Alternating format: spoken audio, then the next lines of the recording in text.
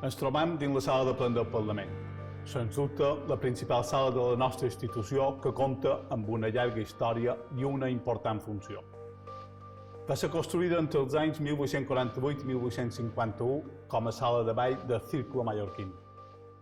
Al cap de 4 anys, el 1855, i degut al tancament per runa del Teatre Príncep d'Astúries, teatre principal de Palma, s'hi construí el Coliseu, un teatre que, segons les cròniques de l'època, tingué una cabuda de 900 cadires i on s'hi dugueren a terme 5 temporades d'òpera de primeríssim nivell.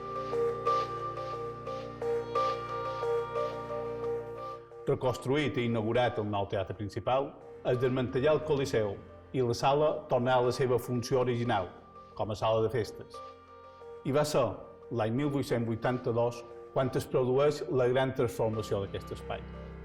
Ricard Arkelman, el millor pintor mallorquí del segle XIX, principis del XX, projectà la decoració de la sala amb un estil eclèctic, un disseny que mescla detalls neoclàssics amb elements neoegipcis.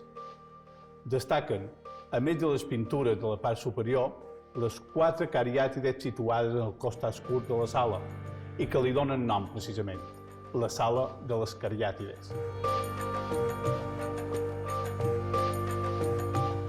Aquí va ser on la noblesa i l'alta burgesia mallorquina feien les seves festes, el seu ball de gala, el seu ball de saló, les posades de llarg de les filles dels socis del Círculo.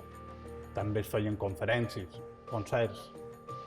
El 1980, la sala de les cariàtides, juntament amb altres espais de la casa, va ser declarada Monument Històric Artístic per l'Acadèmia de Sant Fernando de Madrid, la qual cosa donava reconeixement al seu alt valor artístic. El 1983, aquest edifici és adquirit pel Parlament per ubicar-hi la seva seu. Aleshores, aquest espai es transforma en un hemicicle parlamentari. Passa a ser la sala de plens del Parlament, la sala on està representat tot el poble de les Illes Balears. Fent un recorregut visual per la sala, ens trobam amb un primer espai destinat als ciutadans i ciutadanes. Els plens del Parlament són públics i hi pot assistir qualsevol ciutadà que ho desitgi.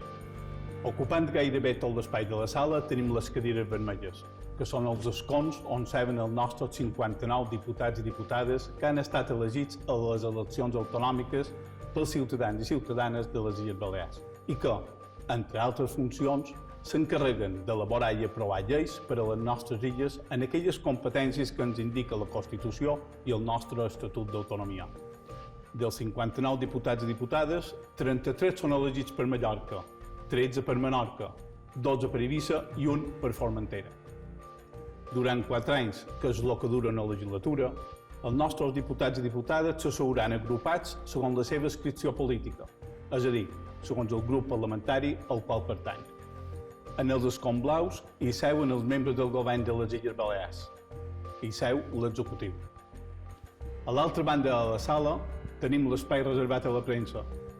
Els mitjans de comunicació poden seguir en directe l'evolució de les sessions plenàries. Al mig de l'hemicicle tenim la mesa del Parlament, òrgan de govern i gestió de la cambra, composta pel president del Parlament, 2 vicepresidents i 2 secretaris. El president, des del seu escó, controla i dirigeix els debats. Davant els membres de la mesa tenim els lletrats del Parlament. Entre d'altres funcions, ells són els qui aixequen acte de les sessions plenàries i, com a experts en lleis, assessoren, si no és el cas, els membres de la mesa en qüestions formals o d'interpretació del reglament. Per acabar, enmig dels lletrats trobam la tribuna d'oradors, lloc d'on els nostres diputats i diputades fan les seves intervencions.